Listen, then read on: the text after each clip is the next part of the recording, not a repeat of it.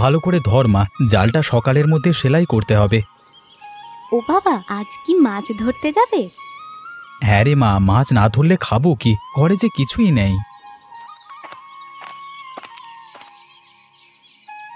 কি গো, তোমাদের বাপ বেটির কাজ কি এখনো শেষ হয়নি? আমি যে ভাত নিয়ে বসে আছি সেই কখন থেকে। শেষ গিন্নি, এই পাশটা সেলাই করলেই শেষ হয়ে যাবে। নে মা, তাড়াতাড়ি ধর। তা আজকেও কি মাছ ধরতে যাবে? হ্যাঁ গিন্নি, যাব। গিয়ে দেখি কয়েকটা মাছ পাওয়া যায় কিনা। গিয়ে তো কোনো লাভ নেই, প্রতিদিন তো খালি হাতেই ফিরে আসো। ভাগ্য গিন্নি, ভাগ্য। ভাগ্যে থাকলে মাছ অবশ্যই পাওয়া যাবে।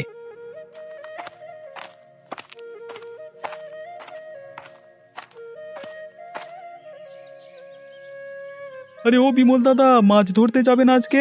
আমি যে নৌকা নিয়ে বের হলাম। দাঁড়া কুবের, আমি খেয়ে আসি, জালবোনা শেষ হয়ে গেছে। ও কুবের, এসো এসো, তুমিও এসো। ভাত আর কচু শাক রান্না করেছি, আমাদের সাথে দুটো খেয়ে যাও। হ্যাঁ কুবের, আয় আয়, একসাথে খেয়ে তারপর না হয় বের হব। আচ্ছা ঠিক আছে দাদা, যদিও খেয়ে এসেছি, বৌদির নিমন্ত্রণ উপেক্ষা করতে পারবো না। ননি, যা তো মা, রান্নাঘরে গিয়ে আসনগুলো পেতে দে, আমি খাবার পরিবেশন করছি। গিন্নি কোথায় গেলে? বাজারের ব্যাগটা দাও তো, গিয়ে দেখি কিছু মাছ মাংস পাই কিনা।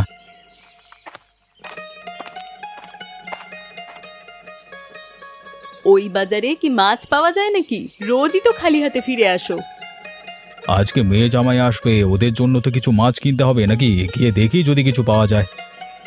সে কি, আজকে সুভাষিনী আসবে? কই, আমাকে তো আগে বলনি। আমি তো এইমাত্র চিঠি পেলাম, তাই তো তাড়াহুড়ো করে যাচ্ছি। দাঁড়াও, আমি এখনই নিয়ে আসছি।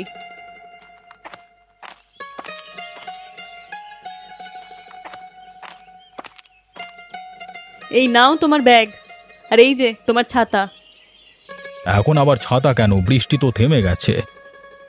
আকাশের অবস্থা মোটেই ভালো নয়, কখন আবার বৃষ্টি চলে আসে কে জানে। অন্তত মাথাটা তো বাঁচুক, তোমার তো আবার অল্প জলে ঠান্ডা কাশি শুরু হয়ে যায়। বেশ, ছাতা নিয়ে যাচ্ছি, তবে হারিয়ে ফেললে আমাকে কিছু বলো না আবার। এবার জাল ফেলো বিমল দাদা, মাঝ নদীতে তো চলে এলাম। আরে এখানে তো কোনো মাছের নাড়াচাড়া পাওয়া যাচ্ছে না রে, শুধু শুধু জাল ফেলবো? ফেলেই দেখো না, নদীর কোনো জায়গায় তো মাছের নড়াচড়া নেই। বেশ, তুই যখন বলছিস তাহলে অন্ধকারেই পাথর নিক্ষেপ করে দেখি একবার।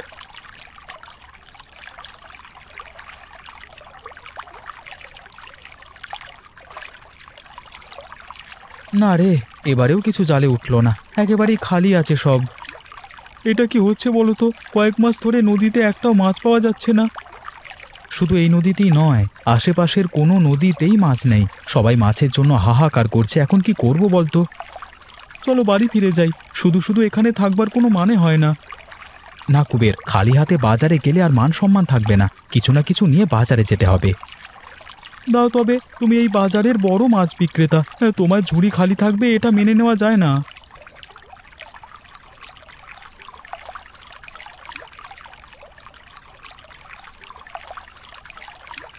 আরে আরে, এইসব কি উঠলো? মাছের বদলে কাঁকড়া উঠে এলো। হায় রে কপাল, এই দেখতে হলো এই জীবনে। মন খারাপ করো না দাদা, অসময়ে এই কাঁকড়াগুলো আমাদের জন্য আশীর্বাদ। ওগুলো রেখে দাও, আমি বাজারে নিয়ে বিক্রি করব। কি কাঁকড়া বিক্রি করবি? ওগুলো কে নেবে? অনেকেই কাঁকড়া ধরে খাচ্ছে, মাছ তো নেই, তাই আর অভাব কাঁকড়া দিয়ে পূরণ করছে মাছের আর কি। এই শুটকি লাগবে, শুটকি, বিভিন্ন মাছের শুটকি পাওয়া যায় এখানে, অল্প দামে নিতে চাইলে চলে আসুন।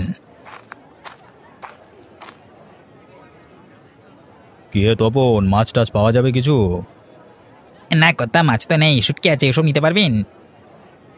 এসব কেউ খায় নাকি? গন্ধ শুকলি বমি চলে আসে। তাহলে কিছু পাবেন না কথা। হ্যাঁ, আশেপাশের কোনো নদীতে মাছ পাওয়া যাচ্ছে না, তাই বাজারেও মাছ উঠছে না। বলো কি, এত বড় বাজারে মাছ নেই, তাও আবার এই বর্ষার দিনে? কি আর বলবো কথা, এই মৌসুমে এই সমস্যা দেখা যাচ্ছে। হাজার চেষ্টা করেও একটা মাছ ধরতে পারিনি, মাছগুলো যেন হঠাৎ উধাও হয়ে গেছে। কি যে করি এখন? গিন্নি বলে দিয়েছে মাছ নিয়ে যাওয়ার জন্য, খালি হাতে যাবো কি করে বলো তো? ওদিকে মেয়েটা আসছে জামাইকে নিয়ে, নতুন জামাইয়ের পাতে মাছ না দিলে কি চলে? তাহলে কাজ করলে হয় কথা, ও বাজারে মাংস পাওয়া যায়, তাই নিয়ে যান।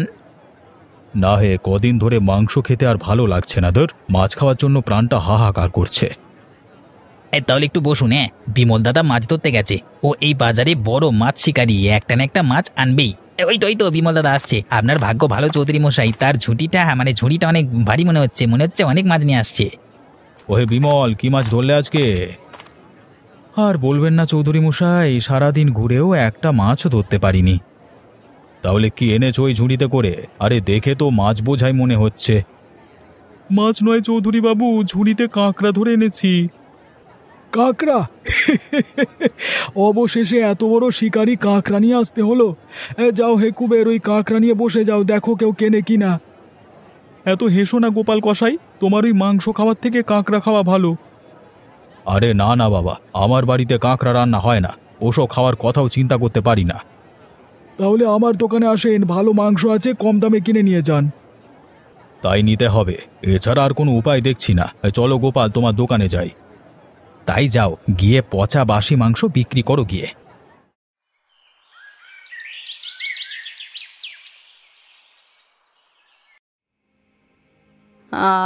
সারাটা দিন কাজকর্ম শেষ করে এবার একটু বিশ্রাম পেলাম। কি গো, তুমি কি পান খাবে? না গিন্নি, পান খাবো না। কি হয়েছে গো তোমার? সন্ধে থেকে এমন হয়ে বসে আছো যে? মাছ বিক্রির ব্যবসাটা এবার ছাড়তে হবে গিন্নি, এখন কি করে যে সংসার চালাবো কে জানে। কেন গো, বাপ দাদার ব্যবসা এভাবে হঠাৎ করে ছেড়ে দেবে কেন? কি বলবো বলো, নদী নালায় একটা মাছ নেই, মাছ না থাকলে বিক্রি করব কি করে? ওসব নিয়ে চিন্তা করো না, মাছ নেই তাই ব্যবসা হচ্ছে না, যখন মাছ থাকবে তখন দেখবে ঠিক ব্যবসা চলবে। নদী নালায় কবে মাছ আসবে কে জানে, ততদিন কি খেয়ে থাকবো। বউ, ও বউ, ঘরে আছিস? ও পিসিমা, আপনি? তা এত রাতে কি মনে করে? তোদের দেখতে এলাম রে। সারাটা দিন তো কাজ করি, কোথাও যাওয়ার সময় পাই না। বিমলও আছে দেখছি। তা তোদের মাছের ব্যবসা কেমন চলছে রে? আর বলো না পিসি, মাছের বাজার একদম ধসে গেছে, কোথাও একটাও মাছ নেই যে বিক্রি করব।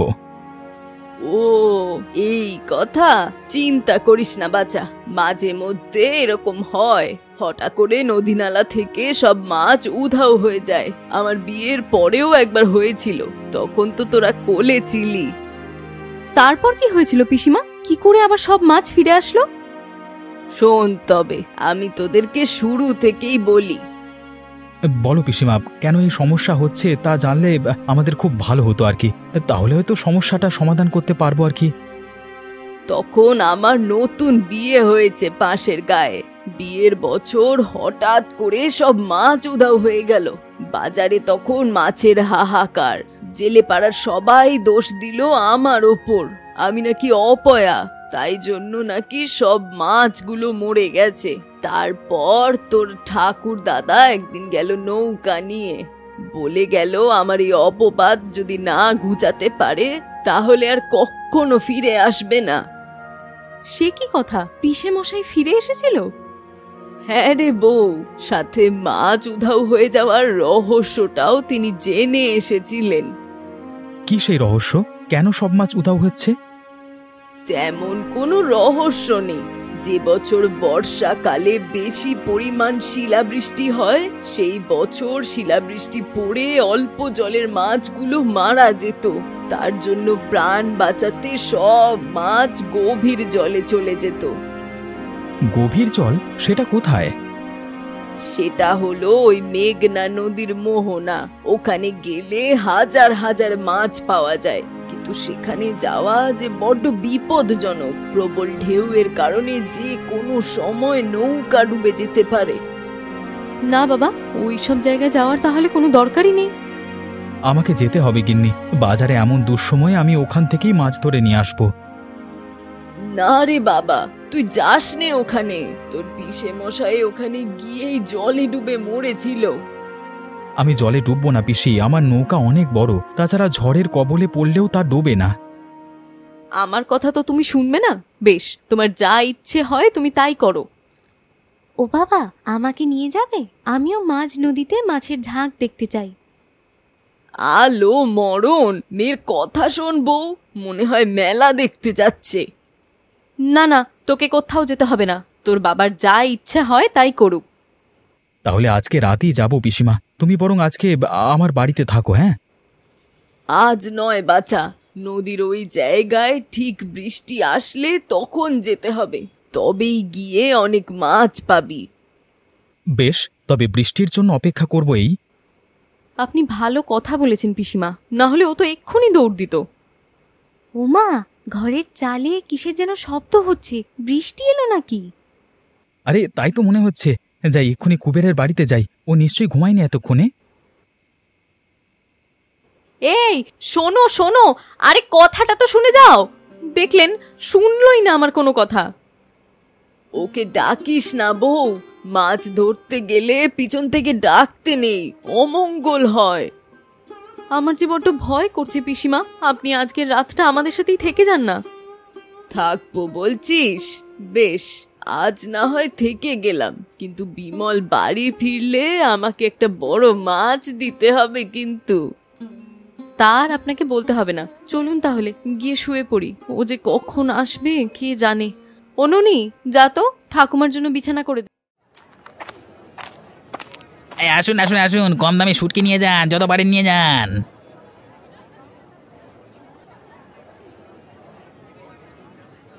কি হে, আজকেও মাছ ওঠেনি বাজারে? এ বাজারে আর মাছ উঠবে বলে মনে হচ্ছে না, নদীতে মাছ থাকলে তো উঠবে। শুনলাম বিমল কুবের মাঝিকে নিয়ে কোথাও গিয়েছে, ও ফেরেনি। ওসব আষাঢ়ে গল্প চৌধুরী মশাই। হ্যাঁ, আমরা এতগুলো জেলে যেখানে পুরো নদীটাকে মানে চেকে ফেললাম, সেখানে বিমল কি পারবে বলুন? তাও কথা। বেশ, আমি তবে গোপালের দোকান থেকে মাংস কিনে নিয়ে যাই।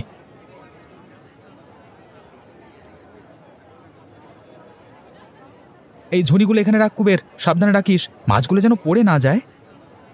সে কি বিমল, মাছ নিয়ে এলে নাকি? হ্যাঁ চৌধুরী মশাই, আজকে 2 ঝুড়ি আনতে পেরেছি, কালকে বৃষ্টি হলে আরো বেশি আনবো। কোথায় পেলেই মাছ? আমিও যাবো মাছ আনতে। মেঘনা নদীর মোহনা থেকে এনেছি, পারলে নিয়ে এসো।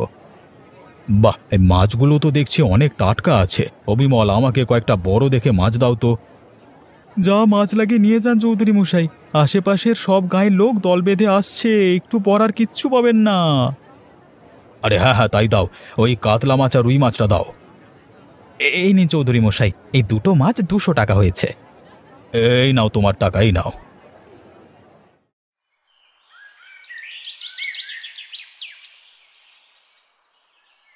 কি বলছিস কি, বিমল 2 ঝুড়ি মাছ নিয়ে এসেছে? হ্যাঁ গো কাকু, তাহলে আর বলছি কি, কত বড় বড় মাছ ছিল ঝুড়িতে, দেখলেই প্রাণ জুড়িয়ে যায়। কত গায়ের মানুষ আসলো সেই মাছ দেখতে, কি আর বলবো। একদিন বাজারে যায়নি, তার মধ্যে এত সব ঘটে গেল। এখন আর কোনো উপায় নেই গো, ভেবেছিলাম মাছ উদা হয়ে যাবার পর আমার শুটকির ব্যবসাটা একটু চলবে, কিন্তু বিমল সব ভেস্তে দিল। তোর সামান্য শুটকির ব্যবসার জন্য এরকম করছিস, আর আমি যে এত বড় মাংসের ব্যবসা নিয়ে জলে পড়বো সেটাকে বলবে বলতো? না কাকু, এ হতে দেওয়া যাবে না, যে করি হোক বিমল দাদাকে ফেরাতেই হবে, ও যাতে মাছ নিয়ে আর বাজারে না আসতে পারে। সেজন্য একটা পথ খোলা আছে, বিমল যেখান থেকে মাছ আনে সেখানে গিয়ে বিষ মিশিয়ে মাছগুলো মেরে ফেলতে হবে। ও যে নদীর মোহনা থেকে মাছ আনি, ওখানে ঢালবার মতো এত বিষ তুমি পাবে কোথায়? সে চিন্তা তোকে করতে হবে না, আমি এমন এক বিষের কথা জানি যার 1 ফোঁটা জলে পড়লে সব জল বিষাক্ত। তবে তাই চলো একদিন গিয়ে ওই বিষ মিশিয়ে দিয়ে আসি। সেজন্য কুবেরকে ডাকতে হবে, কারণ একমাত্র সেই জানে কোথায় আছে সেই মাছের ছাঁক। ওকে কটা টাকা লোভ দেখালি বলে দেবে, আর মানে ওসব নিয়ে চিন্তা করতে হবে না। তবে কাল কি বাজারে গিয়ে কুবেরকে ধরবো। বেশ, তাহলে আমি বাড়ি যাই, অনেক রাত হয়েছে তো।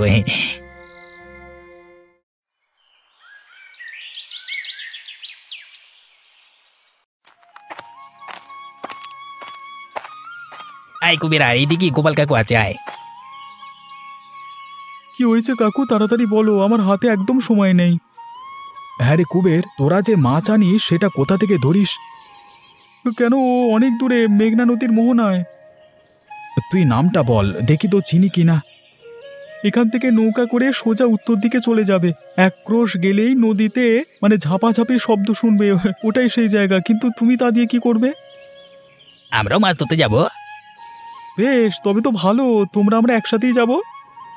না, তোদের সাথে আমরা যাব না, যাই যদি আলাদাই যাব। বেশ, তোমার যখন ইচ্ছে যেও। এনে কুবের, এই টাকাটা তোর। সে কি দাদা, এত টাকা দিচ্ছ কেন? আজকে বিক্রি বেশি হয়েছে, সেজন্য বেশি টাকা দিচ্ছি। তাহলে ভবিষ্যতে আরো ভালো টাকা আয় করবার সম্ভাবনা আছে, কি বলো? তা হতে পারে। আচ্ছা কুবের, বাজারের খবরাখবর কিছু জানিস? কেউ কি আমাদের কাজ নিয়ে কিছু বলছে? কেউ কিছু বলেনি, তবে গোপাল কাকু আমাকে ডেকে নিয়ে গেছিল আজকে কোথা থেকে মাছ ধরি সেই জায়গা সম্পর্কে জানতে। গোপাল মাছ ধরবে কেন? ওর মাংসের ব্যবসার কি হলো? কি জানি, সাথে তপনও তো ছিল। এটা তো ভালো খবর নয়। ওরা দুজনের কেউই কখনো মাছ ধরেনি, হঠাৎ করে এসব জেনে কি করলো? এমনি জেনেছে হয়তো। না না কুবের, এমনি নয়। ওরা কোনো খারাপ উদ্দেশ্য নিয়ে এই সংবাদ জেনেছে। আমার মন বলছে ওই জায়গার মাছগুলোকে সরানোর জন্যই ওরা উঠে পড়ে লেগেছে। তাহলে তো মহা সর্বনাশ হয়ে যাবে। ওখানে মাছ না থাকলে বাজারেও থাকবে না। সেজন্য আমাদের এক্ষুনি নদীর মোহনায় যেতে হবে। আমার মন বলছে ওরা ওখানেই আছে। তাই চলো। সে কি গো, কোথায় যাচ্ছ তোমরা? আমি মোহনায় যাচ্ছি গিন্নি, ফিরতে সকাল হবে।